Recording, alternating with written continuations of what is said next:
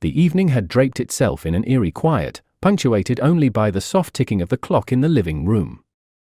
I sit on the edge of the couch, my fingers absent-mindedly tracing the leather seams, while Laura is in the shower. The steam whispers secrets under the door, secrets that seem trivial compared to the heaviness in my chest. Curiosity and suspicion had nagged at me all week. It's not just the late nights or the sudden weekend plans, it's the way Laura avoids my gaze, her smile's too quick to be true. Pushed by a silent urge, I reach for her phone left carelessly on the coffee table. The passcode, once a shared secret, opens the door to a reality I'm unprepared for. Scrolling through, I find a messaging app glowing with unread notifications. The name Mikhail doesn't ring any bells. Heart pounding, I tap into the conversation, and what I find sends a cold shock through my veins. There, scattered among the casual banter, are Laura's intimate photos I've never seen, meant for eyes not mine. The text accompanying them discusses prices, and my stomach churns at the transactional nature of it all. As I scroll further, the betrayal deepens.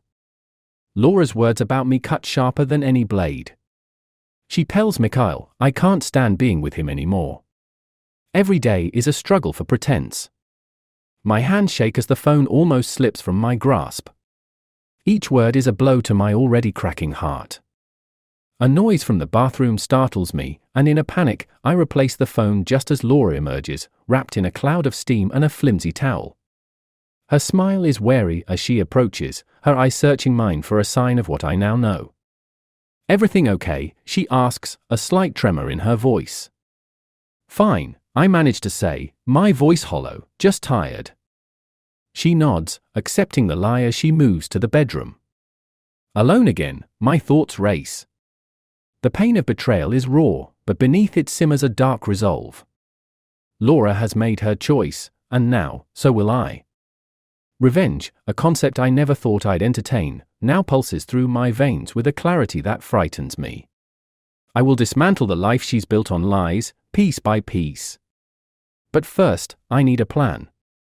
The night stretches before me, long and full of possibilities. As I stand and head toward our bedroom, where Laura hums a tune I no longer recognize, I know one thing for sure: by the end of this, she will realize the gravity of her mistake. The game has just begun, and I am no longer the man she deceived. Tonight, the mask falls, and the real play starts. The following morning, I awaken with the remnants of a restless dream fading into the dim light of dawn. Beside me, Laura sleeps undisturbed, her breaths even and oblivious to the storm brewing within me. I slip out of bed, dress in silence, and make my way downstairs, my resolve hardening with each step. In the kitchen, I brew coffee, the bitter aroma filling the space as I plan my first move. The idea is clear, but the execution requires finesse and allies. My thoughts are interrupted by a knock at the door. It's early for visitors, but I know exactly who it is. I open the door to find Jack, my oldest friend, his face etched with concern. Heard you were up early, thought I'd check in, he says, eyeing me closely. I need your help, I say without preamble, leading him into the kitchen. As I outline Laura's betrayal and my plan for retribution, Jack listens, his expression hardening. This is messy, man. Are you sure about this? Jack finally asks, his voice low. I've never been more certain of anything, I reply, the images of Laura's texts burning behind my eyes. Jack nods slowly, his loyalty overriding his hesitation. What do you need me to do? I need information on Mikhail. Anything you can find. I know he's not local, probably uses multiple aliases to cover his tracks. Jack, with his connections from his days in private security, is the perfect man for the task. He agrees without further question, pulling out his phone to make some calls. As Jack delves into his network, I contact another piece of my unfolding plan, MIA, a co-worker of Laura's who has always been more friendly with me than with her. MIA answers on the second ring, her voice curious. Hey, MIA, it's me. I was wondering if you could meet me for coffee this morning? There's something important I need to discuss. Suspicion colors her tone, but she agrees, intrigued. An hour later, we sit across from each other in a crowded cafe, the murmur of morning patrons around us. "What's going on?" MIA asks, her eyes searching mine. I hesitate, the gravity of my request weighing on me. Finally, I speak. I need to know if Laura has been acting strange at work, any unusual behavior, any new contacts. Mia's brow furrows, and after a moment, she nods. She's been secretive, on her phone a lot. Thought it was just personal stuff, but it's been affecting her work. My thoughts are in an eye on her for me, will you? I ask, my voice steady. I need to know who she talks to, anything that stands out. MIA agrees, more out of concern than curiosity, and we part with a plan in place. As I drive back home, my phone buzzes. It's Jack. Got something on Mikhail, he texts. Meet me at the office. The pieces are coming together, my allies aligning. I feel a cold satisfaction settle over me. The game is indeed on, and I am the one setting the rules. As I park the car and head into Jack's makeshift office, I am ready. Ready to delve deeper into the intrigue, ready to expose every lie, ready for revenge. The storm I am gathering will leave no stone unturned. The office is a cramped, cluttered space, with stacks of papers and old coffee cups littering the desk. Jack looks up from his laptop as I enter, his eyes sharp and focused. Found out quite a bit about your mystery man, Mikhail, Jack begins without preamble, motioning for me to sit across from him. He's not just some random guy. Looks like he's part of a larger network that's involved in, well, it's not good. My heart races as Jack details Mikhail's connections to a shadowy international ring dealing in illicit digital content and blackmail. Each piece of information adds weight to my resolve. What's the plan now? Jack asks, closing his laptop with a snap. We expose him. And anyone involved with him, I state firmly, the pieces of my plan clicking into place. But first, we need more evidence, something concrete to take him down, and to show Laura the kind of person she's entangled with. Jack nods, his face set in grim determination. I'll keep digging. But what about Laura? How are you going to handle that? I need to confront her, but not yet. I need her to lead us to more of Mikhail's operations first. As the day progresses, I keep in close contact with MIA, who sends me updates on Laura's interactions at work. Her reports are punctuated with Laura's frequent, secretive phone use and hurried conversations in hushed tones. Everything adds to the mounting evidence of her deeper involvement. Later, at home, I prepare for the inevitable confrontation. The house feels colder, the walls echoing the growing distance between Laura and me. When she arrives home, I watch her carefully, noting her restless glances towards her phone and the way her smile doesn't quite reach her eyes. Dinner passes in strained silence. Afterward, I follow her into the living room, where she finally turns to face me, her expression a mask of confused concern. Is everything all right? She asks, her voice tinged with wariness. No, it's not, I admit, my voice steady despite the turmoil inside. We need to talk about Mikhail. Laura freezes, her face draining of color. I don't know what you're talking about, she stammers, but the panic in her eyes tells a different story. I think you do, I press on, pulling out my phone to show her the messages I'd found. And I know about the money, the photos, everything. Laura's facade crumbles, tears welling up in her eyes.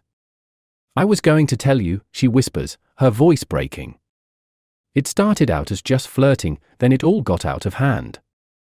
But why? Why him? Why like this? My questions hang heavy between us.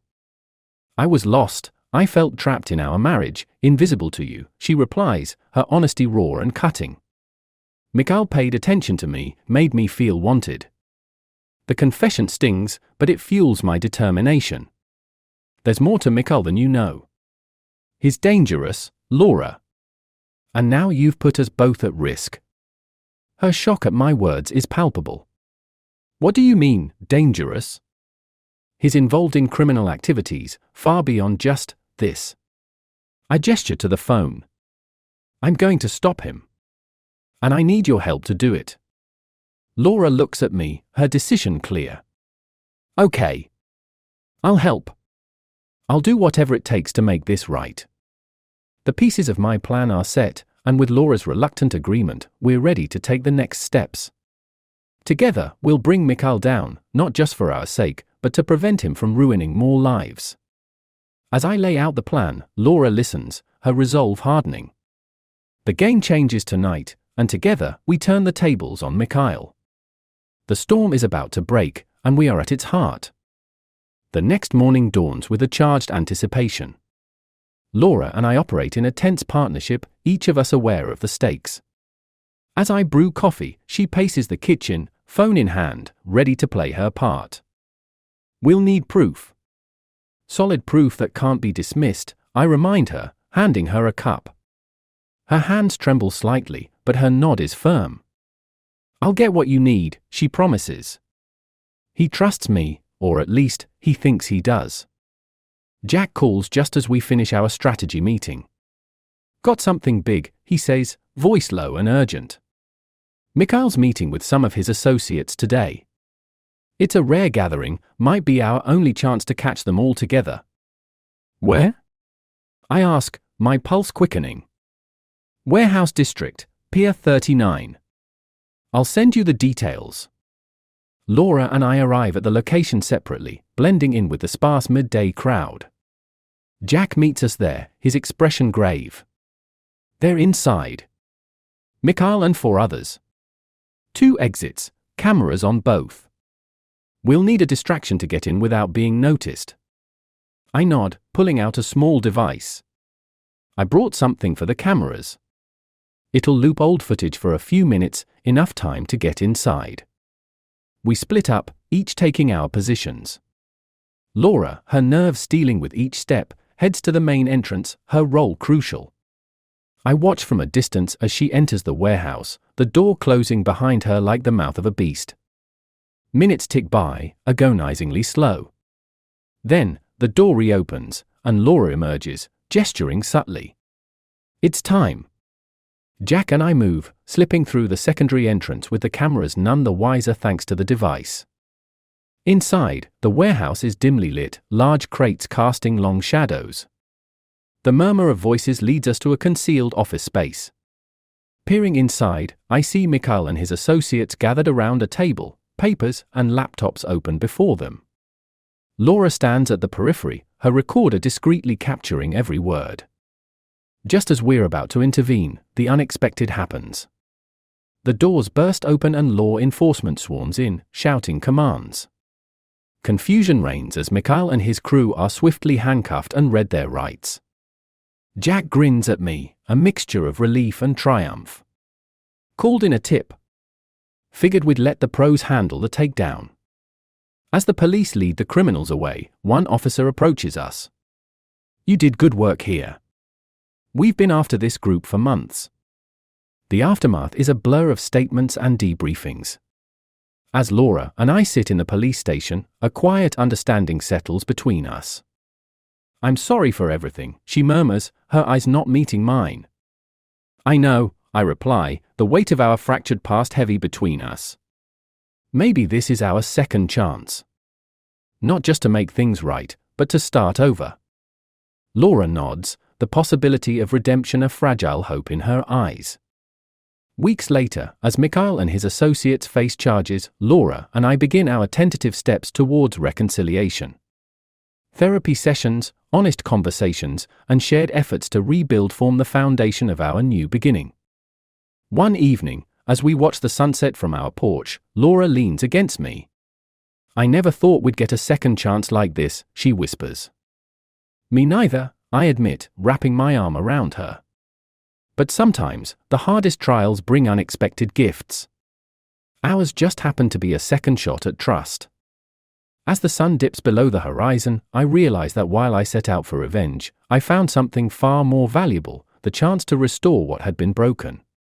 In the end, the game was not about winning, but about finding our way back to each other.